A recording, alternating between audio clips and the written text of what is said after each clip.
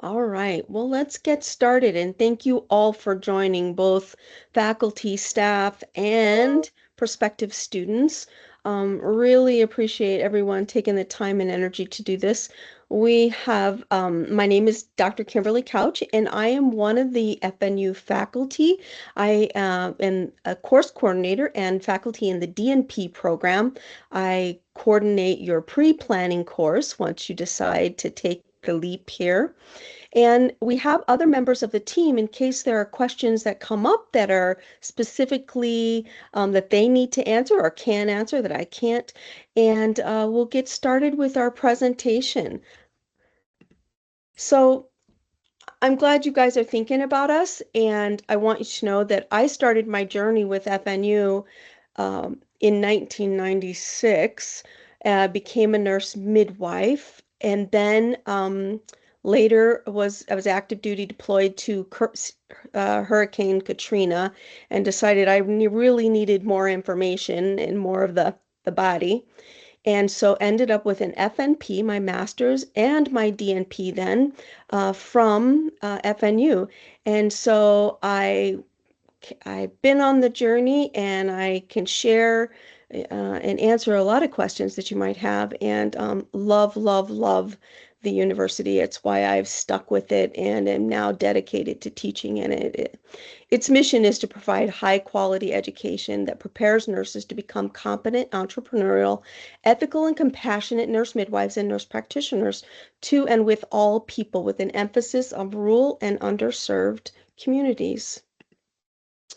So what we're going to cover today is why FNU, why to get a DNP, what your programs of study will look like, what the admissions criteria will look like, what is a DNP project, and what does that look like at my site, how to get started, and we'll talk a little bit about professional advising. FNU and distance education, our university is built on the foundation of culture of caring. And so that is driven throughout all of our courses, our meetings, our faculty gatherings, graduation.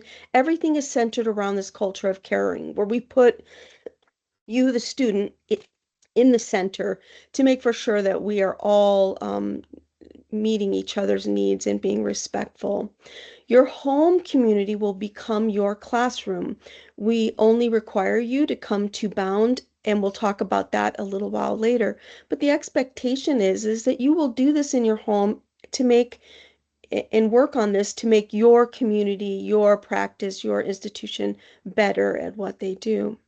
So you get to be comfortable at home, study on your time, and you get to travel to the beautiful Versailles for orientation. And I like to add graduation, because we certainly want you to cross that stage and put those hoods on you and have your family all present to celebrate with you. It's a beautiful ceremony. Our campus, if some of you are familiar with the old um, school, which was in Hayden, Kentucky. We now are in a step out of Versailles, which is right near Lexington. It is a beautiful campus that has just looks rich with history, and it's been all upgraded to fit our students' needs and outfitted with beautiful lunchrooms. I don't know if any of you have ever been to the other up in Haydn, but this is absolutely incredible. We were a little worried we would lose that frontier feel, and absolutely they killed it. It's just beautiful, and we felt no pain in the transition to here. They even brought the bell so that students could ring the bell on their way out. So they really looked hard to carry that tradition forward, and it's turned out lovely. So we have over 100 years of experience in nurse midwifery and family care, and students and alumni represent every United States and frankly many countries across the world. We have had over 10,000 graduates and a vast experience in online education. When COVID hit, we didn't miss a stride. We were able to continue on, and our students were not affected dramatically at all. And so we were prepared, and we still just are all about making this as easy as possible for you to do. So, FNU's achievements, we are the leader in DEI and a 7-time winner of Insight into Diversity Higher Education Excellence in Diversity Award. We have been nominated for many years, 21 through 25, as the great colleges to work for, and I can absolutely say that is the truth. I wouldn't go or work anywhere else. The American Colleges of Nursing has also awarded FNU for inclusive excellence, belonging, and sustainability in nursing education. And Cigna was named the academic honoree for the 2024 Healthy Work Environment Award presented by Sigma Theta Tau. Student support services. So, as I said before, our culture of caring means that we put you at the center of everything, and we hope and we try to provide everything you might need to help you navigate your experience with the university. That means advising and faculty connection, academic and clinical support, accessibility services and accommodations, student community and engagement, wellness and mental health. We support our military and veterans. We have mentoring opportunities, financial aid scholarship, and basically it's a lifelong network. Many of our faculty and staff were Frontier grads, and we believe it's throughput. We want you to come back and teach for our organization, and to be a part of that. What am I thinking? A part of the historical value of that. We want you to be on this journey with us. So your support team immediate will be Dr. Cara Jefferson, who is our wonderful director of the DNP program, our course coordinators and course faculty. You will each have an academic advisor, financial aid advisors. There are credentialing coordinators to make for sure that your classes are lined up, and that your facilities and practices are all credentialed appropriately before you begin your project courses.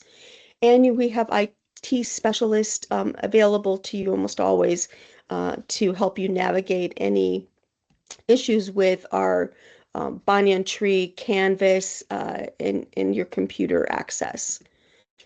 So why get a DNP? Well, first, we are all experts in quality improvement.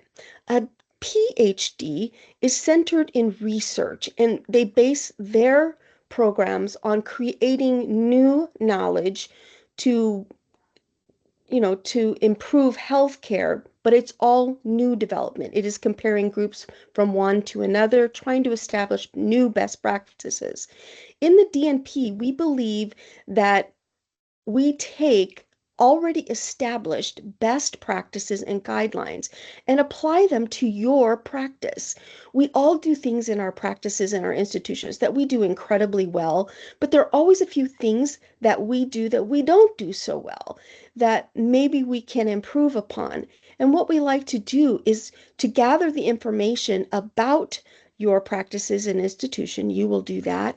And look for gaps in care or problems that we can improve on.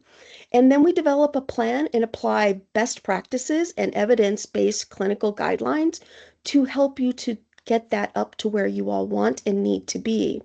So it's real world implementation. And it is your final degree. You don't have to go to school anymore after this.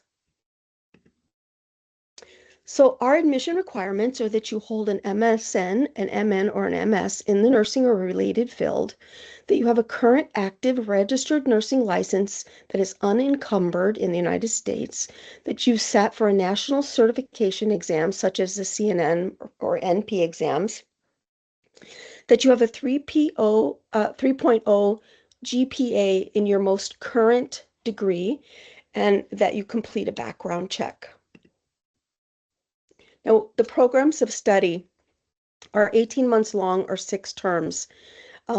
you begin your clinical project time in term 3. So the beginning terms are all didactic courses, and we'll show you a little bit that here in a second. But our terms range 11 weeks with 2 weeks break in between terms. So that 18 months goes pretty quickly. So our didactic courses are all basically courses in leadership, how to get you prepared for being nurse leaders at the top of your licenses, at the top of your degrees, so that you can go in and run businesses in your own and be entrepreneurial and develop them, and or just to be really good leadership in where you're already practicing. So you will have nurses and educator, fundamentals of business and finance and advancing healthcare.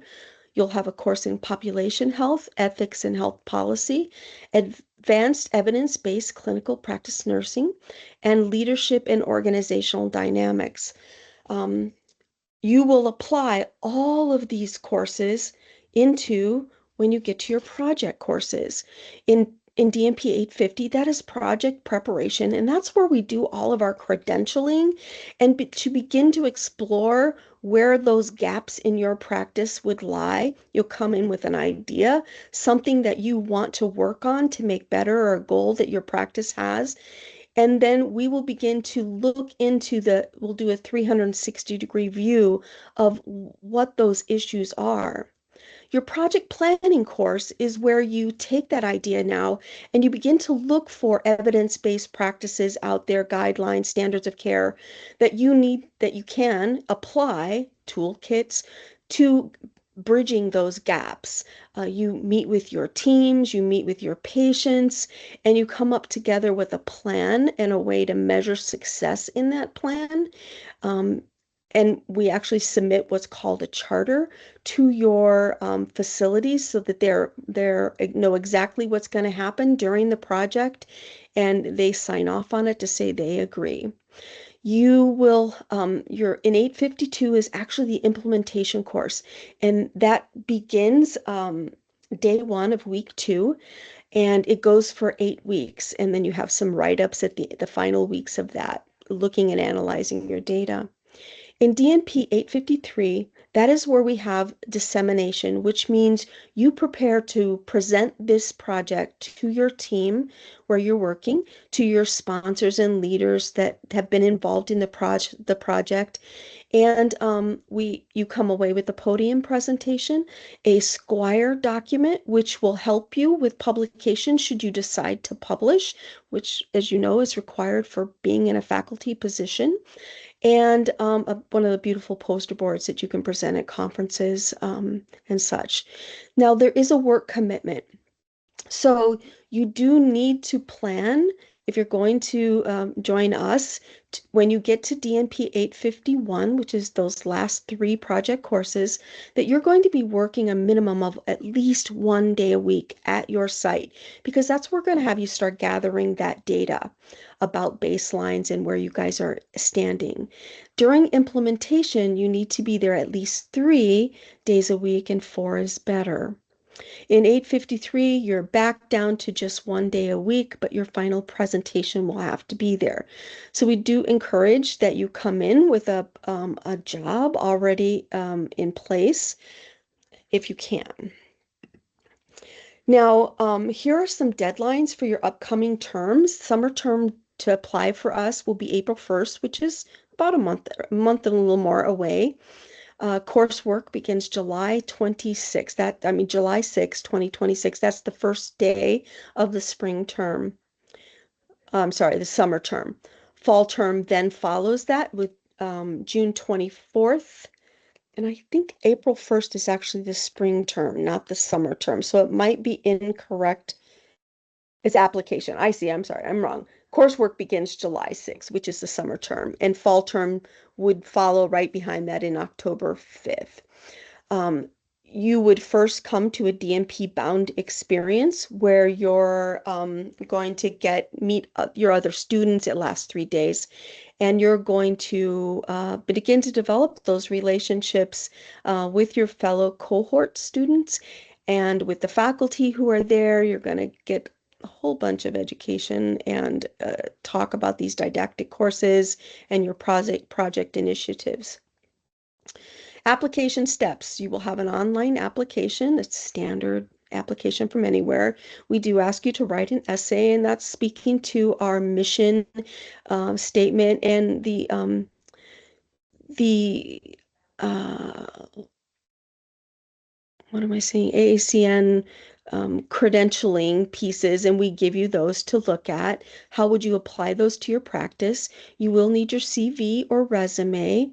You will need professional references, and we provide you with, those check the box kind of references that they can fill out. Your transcripts will be requested, and you will request them. And tuition is currently $705 a credit hour.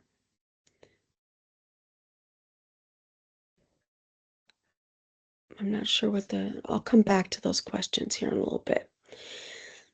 So, was it one of the faculty or staff who typed into the chat box who'd like to jump in?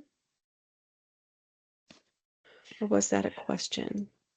Yeah, it was just Richard in admissions. I had posted the information, the link for students if they chose to apply. So sorry about that. Beautiful. No, it's perfect. You're I welcome. just can't see the chat. So it's perfect. There's your link in your chat box. I also put my email address in there so you can email me directly if you have any questions, either you think about them later on. So you're going to complete the standard admissions application, and this applies to external applicants or NPs and CNMs. We also love our returning FNU, MSN, and postgraduate certificate grads. All right. Right now, before I move on, do you guys have any questions for our admissions team? You can just turn your mics on and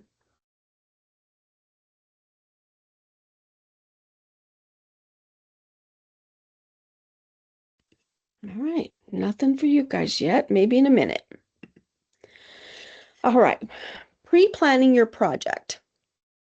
So what happens once you get past your didactic courses, we will pair you with a continuity faculty and put into small cohorts, and that continuity faculty and cohort will follow you all the way through the 3 final courses so that you guys are all progressing together. You develop a support network and you maintain the same faculty who are going to be advising, counseling, and grading for you. We also have academic advisors who provide individual counseling as well and feedback. We will confirm your topic ideas before you enter into into those 3 project courses before you get ready to roll so that we have a good solid foundation to stand on. Our academic advisors will help you with program of study decisions. Do I need to slow down, speed up, take a break, an academic hiatus if anything comes up?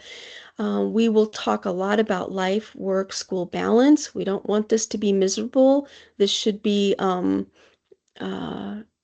a good experience to you. So we have some flexibility, and those academic advisors will work with you on that if needed. You will have to have your sites approved before starting your projects, which means they go through a short compliance and credentialing piece. Most of them are going to be private practices and they don't require a whole lot, but there are some bigger organizations that will require some contracting, compliance, and credentialing, and even possibly an IRB or an institutional review board discussion. We are not doing research, we are doing QI. So almost always those IRB requirements are expedited because they are deemed as QI and not research based. So it's usually a scary process, but goes well at the end. So if we asked people what they wanted, they would have said faster horses. So things to consider as you plan ahead. Do you have a potential clinical site? So you can implement at your workplace. In fact, the projects are meant to be done during your normal course of your workday. We're not expecting you to work any additional hours other than what you work to meet the requirements of the for your practical piece of this, your clinical piece of this. But we don't want you to have to work a full-time job and go somewhere else and volunteer and do your student hours. The student hours are all part of your general work hours. Now, for some people, though, maybe you can't do it there. They have rules against students being there. It's a government facility or something like that. Then you can volunteer at a site, but we do we need to get them all credentialed in the same manner as we do in your usual RN or APRN role. Now, you can also, if you are an APRN and decide you haven't got a job yet, but you're an RN, you can do these projects as an RN as long as you have your APRN licenses. So you wouldn't be seeing patients in your APRN role, you would be seeing them in your RN role, but you would be working on quality improvement in the RN role. Okay? Um, when will I be starting a new job as an advanced practice nurse? So transition to APRN practices for those of you who have been working for a while is challenging and does not always occur on schedule. The credentialing part of that is usually very cumbersome and long. So we we want you to have some experience in your job if you can before starting your doctoral project.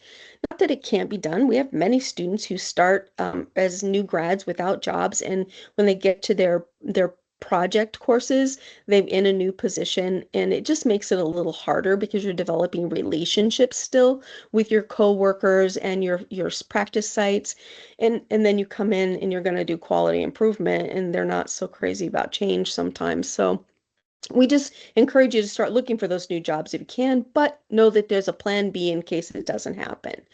So, do I anticipate any major life events? We tell you that during the final three project courses, it is very it is very stressful. It is a lot of data gathering and writing and stuff. So deciding to have a baby in the middle of all that, if you can plan it, wouldn't be good. We would want you to plan that for another time. Sometimes it happens, and that's okay too. Um, Try not to move during those final three courses. Anything that's going to add any more additional stress to you would want to be avoided. But we realize life happens. People get married, you know, people get hurt and die and all those other things, have babies, and we just have to work around them. So, what does your schedule look like? Well, you go to work every day and you work on your um, DNP in the evenings and on the weekends when it works best for you. And you have to work around your family and you just fit this in, sorry, where you can. But remember, we're not asking you to do additional work. You're just going to do the usual work of the day, and then your school work, gathering all of the information together and writing about it, occurs later. So we have many students, and we like to highlight these on our DNP. When you go to the FNU portal where you see us advertised, you will usually see a new alumni who's spotlighted there for their fantastic contributions to our legacy and to FNU. So the distance between who I am and who I want to be is separated only by my actions and words. So I like this fourth line there, but there will be hard work. It is a doctoral program, and I wouldn't be being honest with you if I told you it would be easy. It is not. It's work, and it takes a lot of priority over things that like housekeeping. You might want to get a housekeeper. Lawn care, might want to get a lawn guy, that kind of thing. We want you to be able to focus on your off time on doing the work that's required for a vigorous DNP program. You will earn your DNP. So success doesn't come to you, you go to it. So here are some additional contacts for your financial aid and FNU admissions. So use your phone, snap a picture of that if you like. It's on our website as well. So when you go to our Frontier portal, you will find these under the tabs that are matching them. And now it's time for question and answers. So I am going to take this off of share. Please tell me I've been sharing. Okay, yes. All right. And I just want to answer anything. Nothing is too crazy. What are you thinking?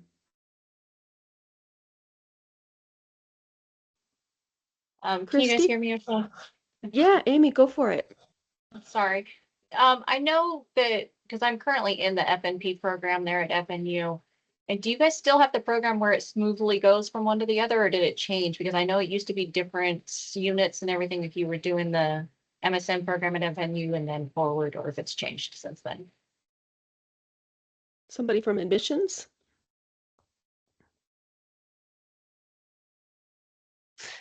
Oh, yes. So in regard to the companion DMP, there is 3 specific courses that would need to have been completed in the MSN program. So it really depends on the time frame of the graduation. If you'd like, I'll post our information for admissions. I could look into it further. I'd really have to analyze the transcript or have that accessible to confirm one way or another. So I'll post our information for admissions and I could follow up with you if that'd be helpful. I just don't want to misspeak on the Yeah, no worries. And I'm particulars for the still very time. early in the program, so I've got a while. Oh, okay. Yeah, but yeah, still, if you have questions, I'll post the information. We'd love to connect with you or answer any other questions you might have. Thank you. You're very welcome. Christy, do you have a question? You know what? I can't hear you, so I don't know whether your mic is working. No, how about unplug your mic and just use your computer mic? Sometimes that works.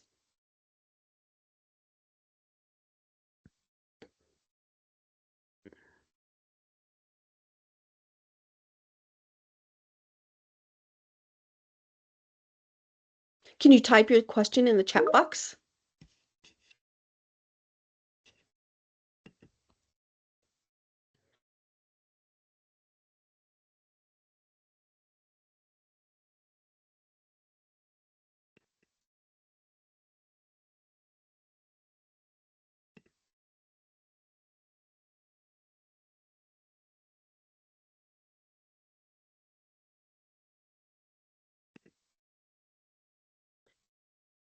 I live overseas. Is it likely I would be able to do my project from Africa? Good question.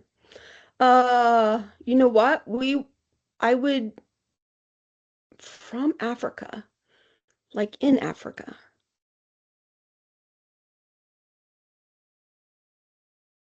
Hmm. You know what I'm going to have you do? That's a good question for, I know we have done them in Guam, Puerto Rico, so I don't know that that would be any different. I don't know of any projects that were done there personally, but you want to email Dr. Kara, Khara dot Jefferson at fnu.edu or at frontier.edu.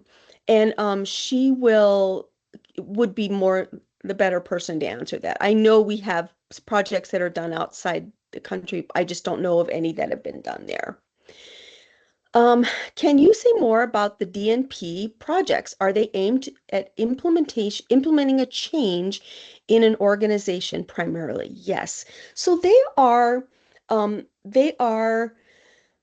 about um, they are about changes that affect patient outcomes. So, for instance, let's say you're in a practice or you're in an organization that should be doing depression screening. We know that that's 100%. Every patient should be screened for depression. It's universal, right? And if you're not doing so well with that, with using a validated tool, and you don't do a whole lot of follow-up based on that, you don't have a good plan in place or a policy in place that guides practitioners on what to do next if a patient has symptoms of depression, we will help. You will work on doing that. So you would establish screening all patients with a validated tool like a PHQ-9, and then anybody who's high or scores high on their anxiety or depression score, you could then um, have a standard in place where you're going to refer the patient. If it's something you can't cover, you're going to educate the patient, you're going to connect them with community resources like that. So that can be done with all kinds of projects. It can be done with uh, uh, let me think of some of the ones I have going right now. Fall prevention is another big. We just don't do a great job with fall prevention with our elderly patients. So we're going to screen everybody using a validated tool. We're going to then educate these patients and talk to their families about removing trip hazards and medications that may cause problems with that, etc. Could you share more about the type of person we would need as a supervisor or mentor for our project? So your type of person we would need as a supervisor or mentor. Well, it can just be done with any supervisor. It doesn't need to be a specific supervisor. Your mentor is a content expert. So you want your mentor to be somebody in your practice who is familiar, right? Who understands the subject, understands your role, and can be there as somebody to answer questions or guide you. You're thinking about all this together. Your sponsor or supervisor is just somebody who agrees that you're going to be there in their clinic doing your project, and that they agree to supporting you while you're there. They have no specific roles other than to help you navigate barriers and get those out of your way if you need that. But we don't ask them to do any grading. They aren't contributing to anything other than to be your support people. Okay. Another good place to look at our presentations and to see what type of QI has gone and what the end result looks like is on the Frontier portal page. You will see library. Under the library tab, if you click it, all the way down at the bottom, it says Frontier Digital Depot. That digital depot has all of the projects that have gone for years and years and years. They're recorded. Their presentations are there, which they've presented to their team. They're live. Their documents are there. Their Squire documents for publication are there. And you can read about them and you can actually watch their presentations if you'd like. There is a scroll bar there, like a search bar, that you could type in what you think you're interested in. Is it improving breastfeeding rates? Is it decreasing cesarean rates? Is it improving Narcan distribution for patients with substance abuse disorders? All of those, if you just type those keywords, will pull up hundreds and hundreds of projects and project ideas that you can go through. Oh, somebody put up the Digital Depot. God, you guys are Yeah, I good. just posted that link for you, Dr. Couch. Yeah, perfect. Yeah, it's beautiful. And you can just, when you guys are bored at work, there's the place to go to and just look for it. How about other questions for me? Anything?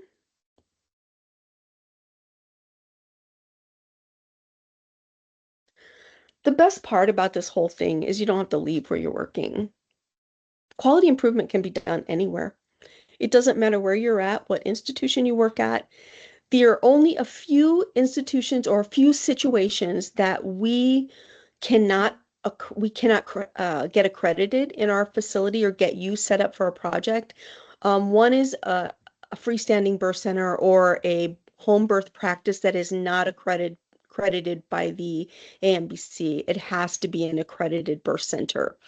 The other is we do not allow you to volunteer to work in telemedicine, or you can work in telemedicine as long as you're employed there and you can conduct those visits in a telemedicine format, but you couldn't go in and do at work as a volunteer in a telemedicine um, practice, prefer to say. And those are really the two big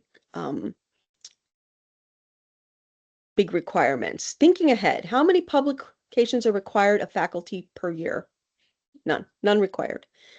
They give us time to work on academic work. We've parted that as our academic workload hours, but there are no requirements. So it's good. I mean, it looks great on your transcript if you are in your resume, if you come in with publication in your under your belt, right? They know you can do it then. And we set you up after your FNU, after you're done and you get your degree, that Squire, that document, that final Squire is what you see most often published in the journals by students. I usually get about 3 or 4 published a year from students. So you are the primary author, your continuity faculty who has followed you all the way through and has written helped you with revisions and done all the grading, all this becomes your second author. But you get the primary kudos.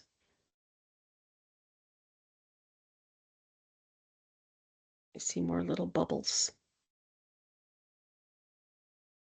That makes you feel better.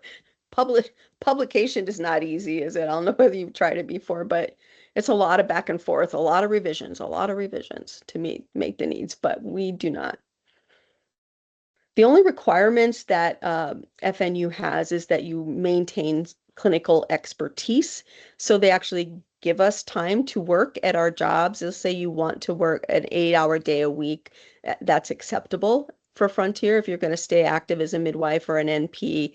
In fact, they want you to. We need you to stay evidence-based and in clinical practice. So.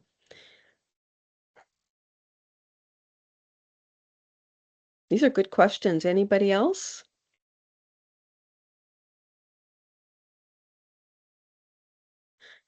Well, please reach out to me if you have further questions. It's kim.couch@frontier.edu. It's in the chat box. And I am available Monday through Friday and we'll answer. I'm really good about answering emails right away. And so we'll get back to you if suddenly something pops into your head after hearing this. I hope we see you all back. We see so many of our students walk across that stage and love, love, love them and love to have them come back. And then we work side by side as colleagues, and it's wonderful. So I hope that you join us, and I hope I get to mentor you. All right, Thank Ava, you. Jamie, anything else you guys want to add?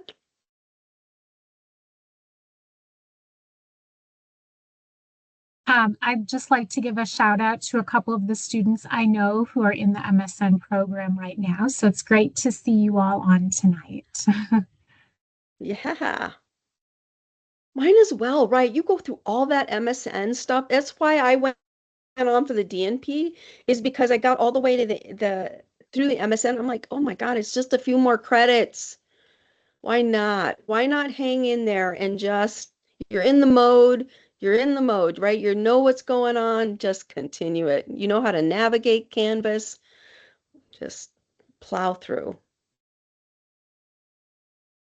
Yeah, and if I stop, I probably won't ever go back, right? That's right. Don't stop. Just keep going. Rip off that band. It's only another, literally 18 months. And I'll be honest with you, I thought the DNP was way less painful than the midwifery and the FNP courses. I thought those were just really hard. And the FNP, because you're doing it at your own practice on something you know needs to be done, um, then it's just an easier gig. It's a lot of work, but it's not nearly trying to memorize all that stuff that we have to memorize and pass certification exams. No exam at the end of this. Thank Don't you. quit. Okay. All right, guys, it was lovely talking to you.